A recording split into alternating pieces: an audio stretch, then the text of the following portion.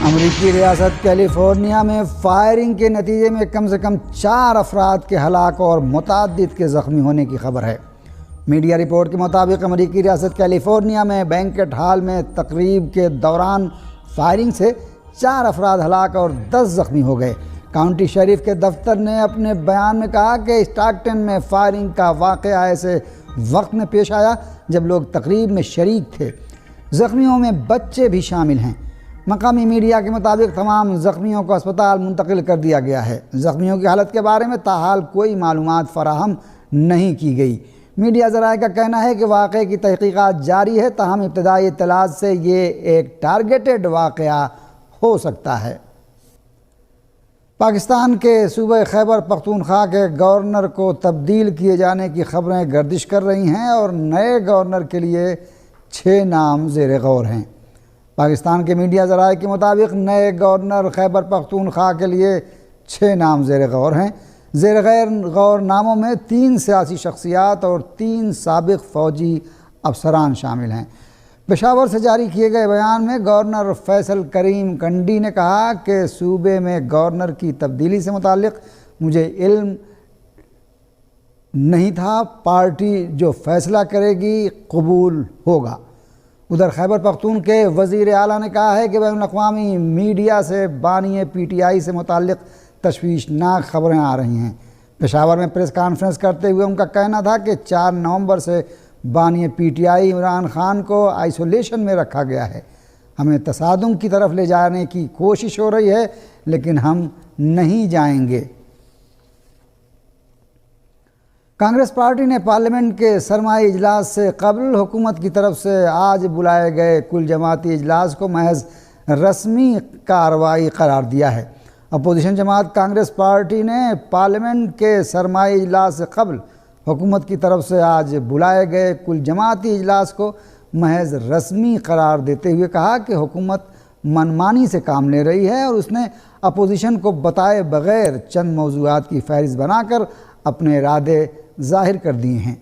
Meeting میں شرکت کے بعد کانگریس لیڈر جے رام رمیش نے سوشل میڈیا پر لکھا کہ کل سے شروع ہونے والے پارلیمنٹ کے سرمائی اجلاس کے ایجنڈے پر بحث کے لیے مودی حکومت کی طرف سے آج بلائی گئی کل جماعتی میٹنگ محض رسمی سیشن ہے۔ ادھر حکومت نے کہا ہے کہ اتوار کے روز بلائی گئی کل جماعتی میٹنگ خوشگوار ماحول میں ہوئی اور امید ہے کہ سرمائی اجلاس کو مؤثر طریقے سے چلانے میں تمام جماعتیں حکومت کا تعاون کریں گی۔ وزیر دفاع راجناتھ سنگھ نے اس اجلاس کی صدارت کی۔ پارلیمانی امور کے وزیر کرن رجیجو نے اجلاس کے بعد پارلیمنٹ احاطے میں صحافیوں سے بات کرتے ہوئے کہا کہ تمام جماعتوں کے لیڈروں کے ساتھ ہوئی میٹنگ بہت اچھی، انتہائی مفید اور خوشگوار رہی۔ صہیونی حکومت کے مرکز تل ابیب میں بنیامین نتنیاہو کی کابینہ کے خلاف وسیع پیمانے پر مظاہرے ہوئے ہیں۔ فلسطین کے انفارمیشن سینٹر کی رپورٹ کے مطابق مظاہرے کے شرکاء نے اعلان کیا کہ جب تک نتنیاہو کی کابینہ مستعفی نہیں ہوتی وہ پیچھے نہیں ہٹیں گے۔ اس سے قبل صہیونی میڈیا نے حالیہ دنوں میں تل ابیب اور مقبوضہ علاقوں کے بعض دیگر شہروں میں بڑے پیمانے پر مظاہروں کی خبر دی تھی۔ مظاہرین 7 اکتوبر کی ناکامیوں سے متعلق تحقیقات انجام دینے والی ایک سرکاری کمیٹی کی تشکیل کا مطالبہ کر رہے تھے۔ فلسطینی میڈیا رپورٹس کے مطابق یہ مظاہرہ ایک ایسے وقت میں ہوا جب بنیامین نتنیاہو کی کابینہ پر 7 اکتوبر 2023 کو ہونے والے حملے کی شفافیت اور جواب دہی کے لیے ملکی اور غیر ملکی دباؤ بڑھتا جا رہا ہے۔ فلسطینی ذرائع ابلاغ ان مظاہروں کو صہیونیوں کے مختلف طبقات کے درمیان گہرے شگاف اور سلامتی کے بحران پر قابو پانے میں صہیونی حکومت کی ناکامی کی علامت قرار دے رہے ہیں۔ واضح رہے کہ صہیونی حکومت نے 7 اکتوبر 2023 کو تحریک حماس کو ختم کرنے اور غزہ میں حماس کے ہاتھوں قیدی بنائے گئے صہیونی قیدیوں کی واپسی جیسے 2 اہم مقصد کے ساتھ غزہ کی پٹی کے خلاف جنگ کا آغاز کیا، لیکن وہ اپنے مقصد کو حاصل کرنے میں ناکام رہی اور اسے قیدیوں کے تبادلے کے لیے تحریک حماس کے ساتھ معاہدہ کرنے پر مجبور ہونا پڑا۔ ادھر صہیونی وزیر اعظم نتنیاہو نے سرکاری طور پر صہیونی صدر اسحاق ہرزوگ سے کرپشن کے مقدمے میں معافی کی درخواست کر دی ہے۔ صہیونی حکومت نے غزہ میں یورپی یونین کی کمشنر کے داخلے پر روک لگا کر ایک بار پھر غزہ میں اپنے جرائم کی پردہ پوشی کے لیے بین الاقوامی اداروں کی دسترسی کو محدود کر دیا ہے۔ ادھر صہیونی حکومت کے ایک سیکورٹی ذریعے نے انکشاف کیا ہے کہ صہیونی فوج چند ہفتوں میں غزہ میں اپنے زیر قبضہ علاقے سے کلیئرنس مکمل کر لے گی، لیکن اس کا پیچھے ہٹنے کا کوئی ارادہ نہیں ہے۔ دہلی پولیس نے انفورسمنٹ ڈائریکٹوریٹ کی شکایت کی بنیاد پر کانگریس کے سینئر لیڈر سونیا گاندھی، راہل گاندھی اور دیگر کے خلاف نیشنل ہیرالڈ معاملے میں ایک نیا مقدمہ درج کیا ہے، جس پر کانگریس نے سخت رد عمل کا اظہار کیا ہے۔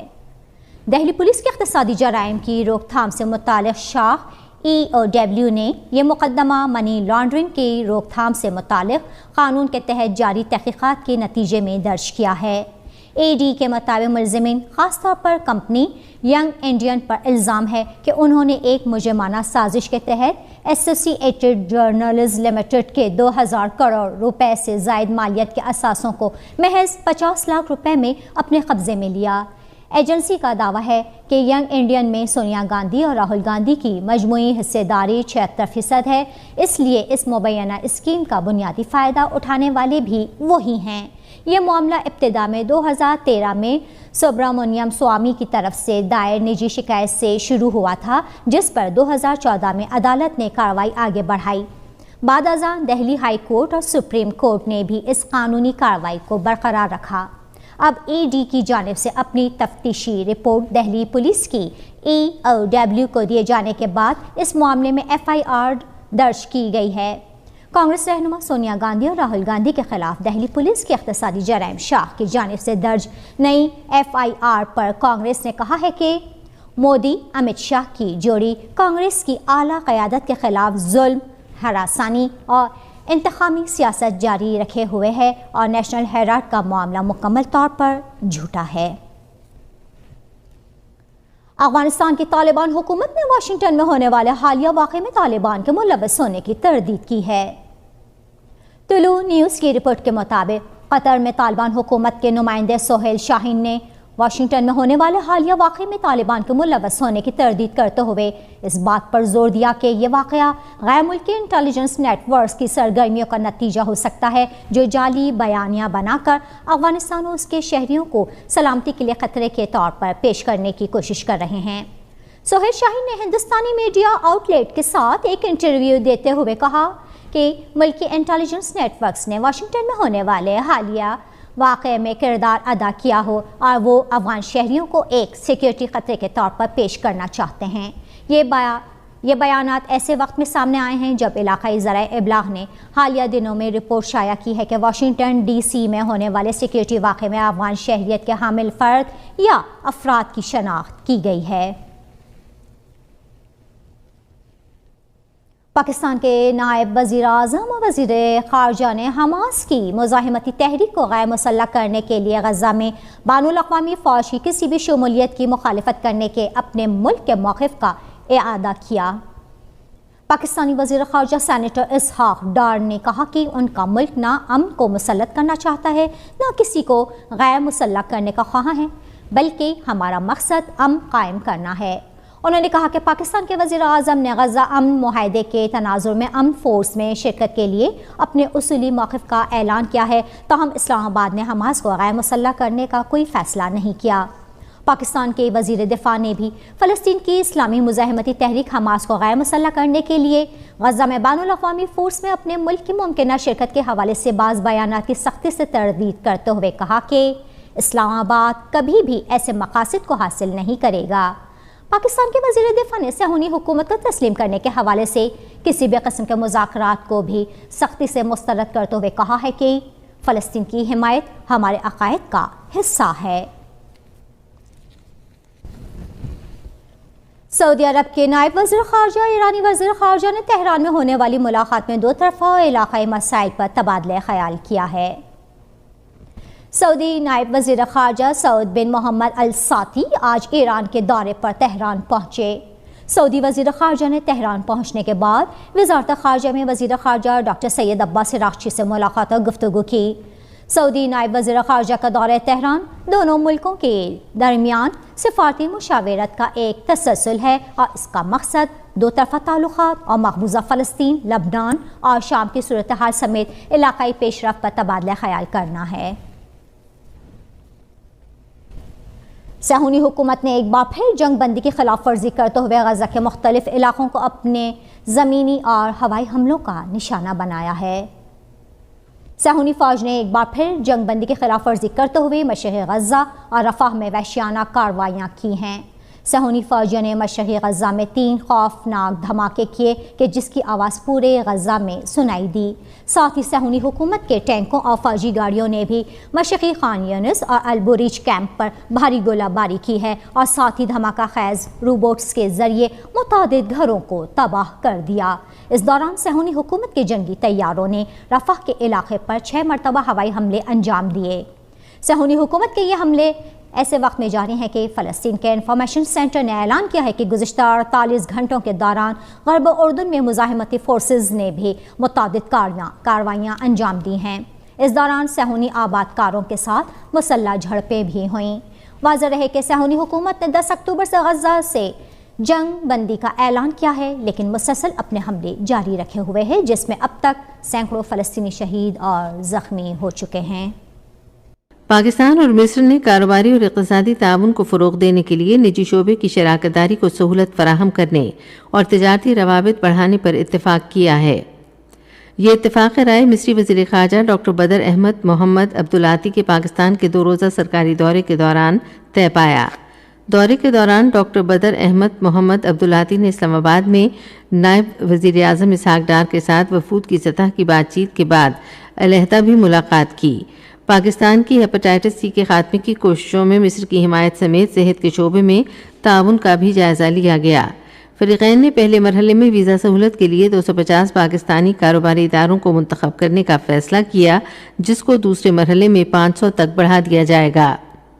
دونوں فریقوں نے اقتصادی تعاون کو آگے بڑھانے کے لیے پاکستان مصر بزنس فورم کے قیام کا بھی فیصلہ کیا گیا۔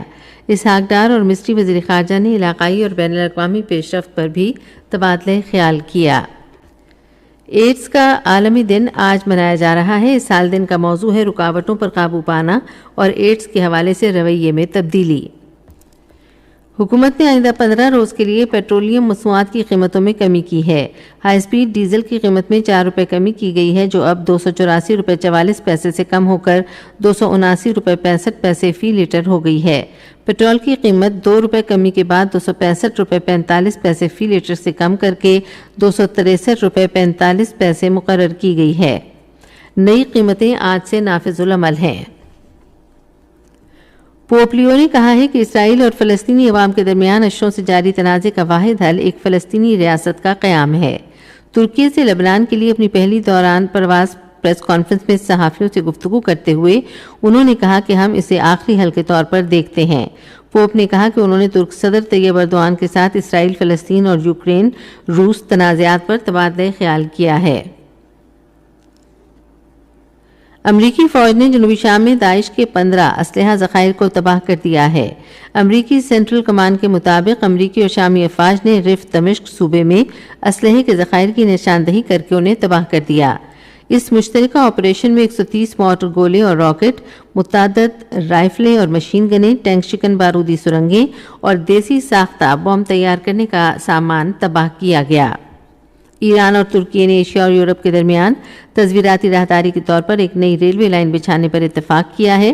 تہران میں ایرانی وزیر خارجہ عباس عراقچی نے اپنے ترک ہم منصب حقان فیدان کے ہمراہ مشترکہ پریس کانفرنس میں کہا کہ ملاقات میں دونوں ملکوں کے درمیان تجارت اور سرمایہ کاری کی راہ میں حائل رکاوٹوں کو دور کرنے کی ضرورت پر زور دیا گیا ہے۔ دونوں ممالک نے امید ظاہر کی ہے کہ ریلوے لائن کی تعمیر کا کام جلد شروع کیا جائے گا۔ قائد اعظم ٹرافی کرکٹ کا فائنل کراچی ریجن بلیوز اور سیالکوٹ ریجن کے درمیان آج لاہور میں کھیلا جائے گا۔ پاکستان کی 19 سال سے کم عمر خواتین کرکٹ ٹیم بنگلہ دیش کے خلاف 5 T20 میچوں کی سیریز کھیلنے کے لیے آج ڈھاکہ روانہ ہوگی۔ پہلا T20 میچ بدھ کو کاکسس بازار میں کھیلا جائے گا۔ محکمہ موسمیات کی پیشگوئی کے مطابق آئندہ 12 گھنٹوں کے دوران ملک کے بیشتر حصوں میں موسم سرد اور خشک رہے گا۔ پہاڑی علاقوں میں صبح اور رات کے اوقات میں موسم شدید سرد رہنے کا امکان ہے۔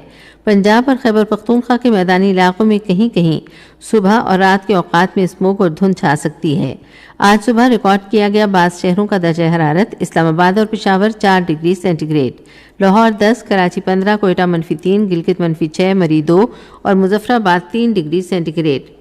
سری نگر، لیہ، پلوامہ، اننت ناگ، شوپیاں اور بارہمولہ میں مطلع جزوی طور پر ابرآلود اور موسم شدید سرد رہنے کا امکان ہے، جبکہ جموں میں موسم سرد اور خشک ہوگا۔ آج صبح ریکارڈ کیے گئے درجہ حرارت: سری نگر، اننت ناگ اور شوپیاں میں -3 degree centigrade, Jammu 8، Leh -7، جبکہ پلوامہ اور بارہمولہ میں -2 ڈگری سینٹی گریڈ۔